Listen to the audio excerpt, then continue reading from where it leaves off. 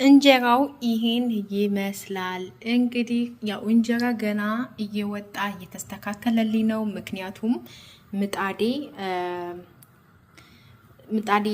እንትን ብሎ ጥዬ የበፊቱ ምጣዴን ጥዬው ሌላ አዲስ ገዝቼ አላወጣም እያለኝ ስለሆነ ግን ቀስ በቀስ እየተስተካከለ ነው ብዬ አስባለሁ። መጥበሻዬም እንግዲህ ነው አዲስ ምጣድ ነው የገዛሁት። ሌላ ምጣድ ነበረ በፊት። ይሄ ሁለተኛ አዲስ ምጣዴ ነው። እናም እንግዲህ ይሄን ይመስላል ውዶች።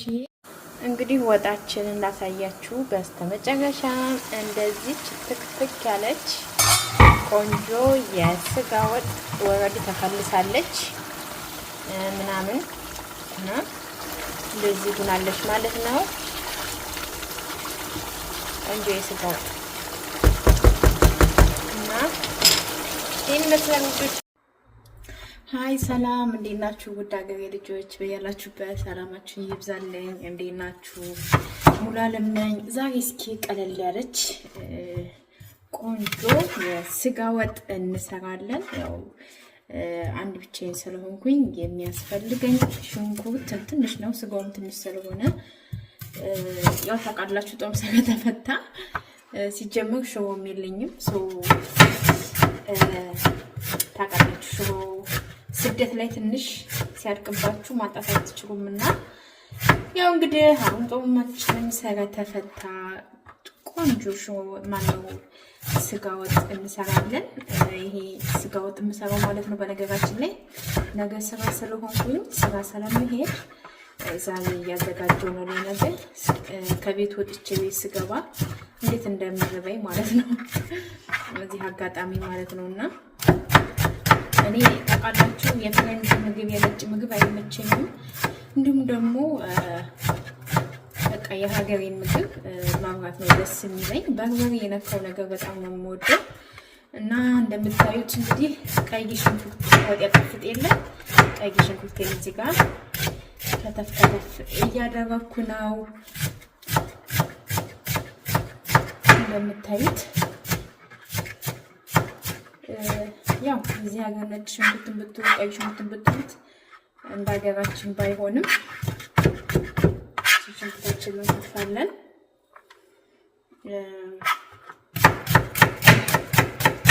በዓል እናንተ ጋር እንዴት ነበር? በዓል እንዴት አለፈ? እኔ ጋር ሁሉ ሰላም ነበር፣ እግዚአብሔር የተመሰገነ ይሁን። ያው አንድ ቀን ሀገራችን እናከብራለን በሚለው ያው የኛ የስደተኞች ተስፋ አንድ ቀን በሀገራችን እናከብራለን ነው። ስለዚህ እንደዚህ ሽንኩርታችንን ከተከተፍን በኋላ በነገራችን ላይ ቀይ ሽንኩርት በእጅ መክተፍ በጣም ደስ የሚለኝ፣ በጣም ነው የምወደው። በተለይ ቢላዋው ሰራታማ ከሆነ እኔ ብዙ ጊዜ የዶሮ ሽንኩርት ራሱ በእጅ ነው የምከትፈው። ማርያምን በተለይ እናቴ ቤት ሲሄድ ምናምን በጣም ነው የምከትፈው። ደግሞ የሀገር ቤት ሽንኩርት በጣም ትናንሾች ናቸው፣ ቀይ ሽንኩርቶች ማለት ነው። እና እዚህ ከተፍ ከተፍ አደርጋለሁ።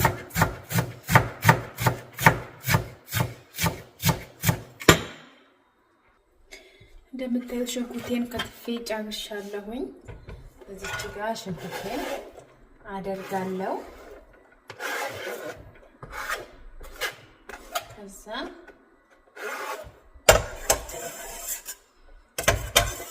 መሸባታ ቅዳሜ ዕለት ሰርቼ ነበረ ስጋ ወጥ ማለት ነው። እና ስጋ ወጥ በጣም በቆንጆ ሁኔታ ከተሰራ በጣም ነው የምወደው። በጣም እንጃ ይጣፍጠኛል። እና ቅዳሜ ዕለት ሰርቼ ትናንትና ነው ያለቀብኝ ማለት ነው። የሚገርማችሁ ነገር ያው ብቻችሁን ስትሆኑ ወጡ ቶሎ አያልቅም ማለት ነው። እና ዛሬ ስጋ ገዝቼ ነበረ። ምሳዬን ጥብስ ገብቻለሁ። ከዛ የተረፈኝን ደግሞ እዚህ ጋር ለምን ወጥ አልሰራውም ብዬ የበግ ጥብስ በጣም ነው የምወደው ከከብት ጥብስ ይልቅ የበግ ጥብስ ደስ ይለኛል። ግን በተለይ የዚህ ሀገር የበግ ጥብስ እንትን ነው ማለት በጣም ጮማ የበዛው ነው እና ብዙ ጊዜ የከብት ስጋ ነው የምገዛው። የበግ ስጋ ያን ያህል ይጣፍጣል፣ ግን ያን ያህል ጮማ የበዛው ስለሆነ አልጠቀምም። እንግዲህ እዚህ ጋር እንደምታዩት ስጋ አለኝ። እንደምታዩት እንግዲህ ቀስ እያረኩ ሽንኩርቴን አበስላለሁ። ከዛ ጫው ጨምርበታለሁ። ኦኬ ከዛ ቀስ እያለ እንዲበስልልኝ ክድ አድርገዋለሁ። ከዛ እዚህ ጋር ደግሞ አማሳያ ቁጭ አድርጋለሁ። እዚህ ጋር ደግሞ ስጋዬን እከትፋለሁ ማለት ነው። እንደምታዩት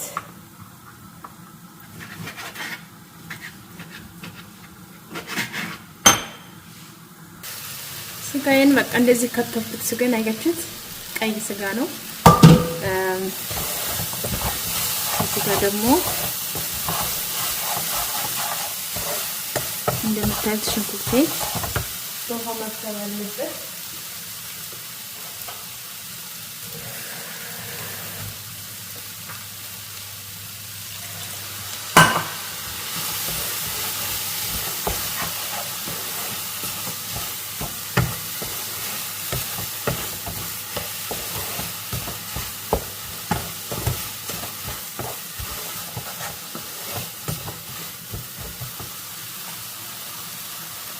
ስጋውን አጥበዋለሁ ጋይስ። ልጨምረው ሰው አጥበዋለሁኝ።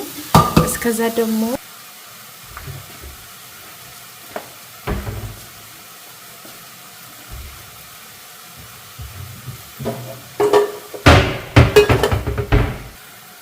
እዚህ ጋር ደግሞ አይብ አዘጋጃለሁ።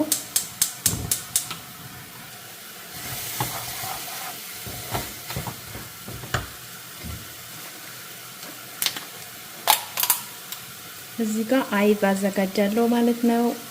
በነገራችን ላይ በወተት አይብ ስታዘጋጁ እንዴት እንደምጣፍጥ ጋይስ። እዚህ ጋር እርጎ አለኝ። ይሄንን እርጎ እዚህ ጋር ጨምረዋለሁ ማለት ነው።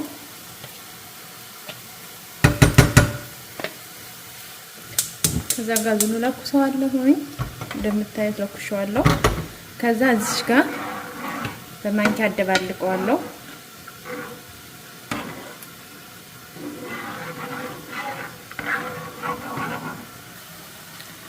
እዚህ ጋር ወጤ ሽንኩርቱ በነገራችን ላይ ያጋጋ ይመስላል፣ ግን ያው ቀይ ስለሆነ መጀመሪያ በውሃ ጥብስ ስላልገው ብዬ ለምን እናቶቻችን ታውቃላችሁ፣ መጀመሪያ በፊት ገጠር ድሮ በዘይት አይታወቅም፣ ዘይት ብርቅ ነበረ።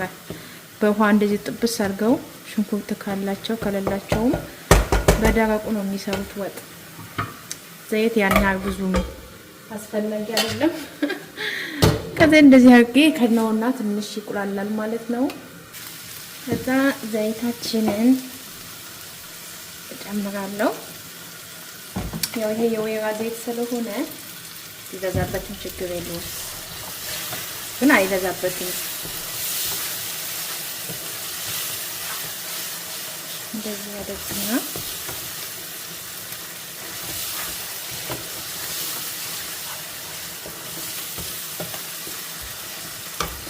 ይጋ እንደምታዩት አይቤ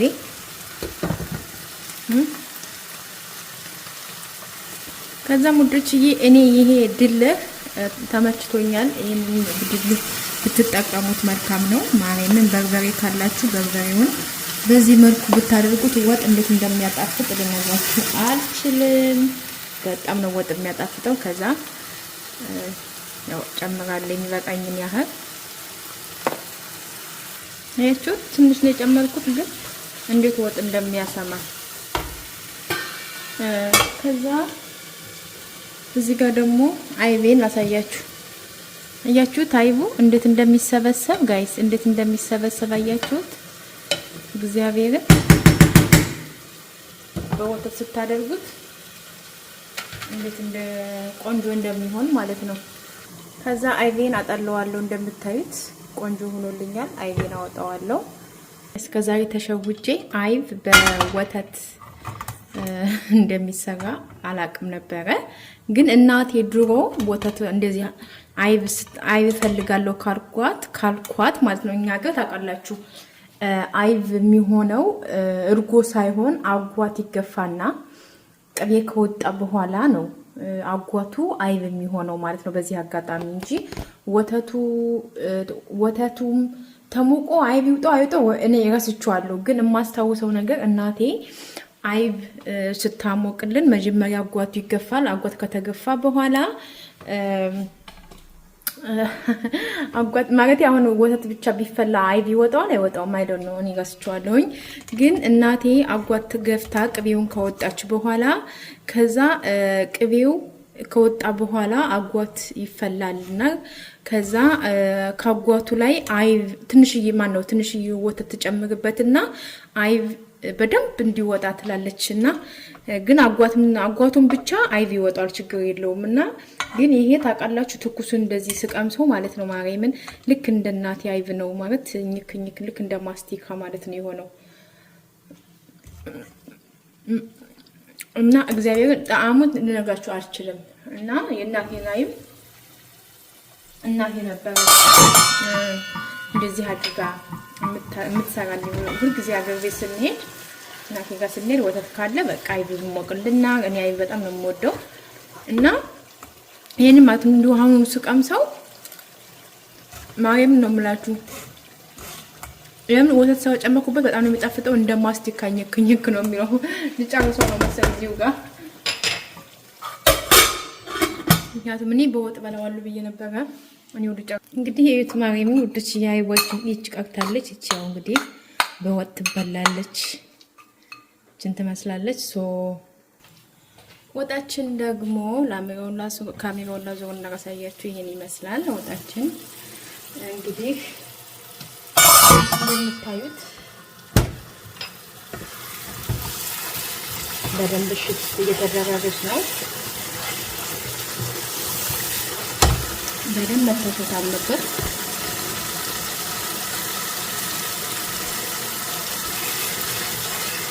በነገራችን ላይ በርበሬውን እንድትስ አድርገው ነጭ ሽንኩርት ዝንጅብል ጥቁር ቅመም ሰበጨመርኩበት እዚህ ከወጣሁ ነጭ ሽንኩርትና ዝንጅብል መጨመር አይጠበቅብኝም በዚህ አጋጣሚ ዝንጅብል ለወጥ በጣም ነው የሚያጣፍጠው ያው የኔ ሙያ ማለት ነው እኔ ሙያ እያስተማርኳችሁ ሳይሆን ጀስት አብረን እስኪ ቀናችንን ላሳያችሁ በሚለው ነው ከኔ የተሻለ ስንት ባለሙያዎች አሉ እና ይሄ ሙያ እያስተማርኳችሁ አይደለም ግን ያው ባድሜ ነኝ ቢያስባለሁ በፊት ለራሴ ነኝ ከዛም እንግዲህ ስጋችንን አጥቤ ስጋችንን እንጨምራለን እንግዲህ ስጋችንን አጥበን ጨምረናል ማለት ነው ያው የዚህ ሀገር ስጋ ታውቃላችሁ በደንብ መታጠብ አለበት ከፈጣሪ ውጪ ይጠብቀን እንጂ ታውቃላችሁ የዚህ ሀገር ስጋ ዝም ብሎ ነው ደስ እያለን አይደለም ምን በለው ያው እንብለው በሚለው ነው እንደዚህ አድርጌ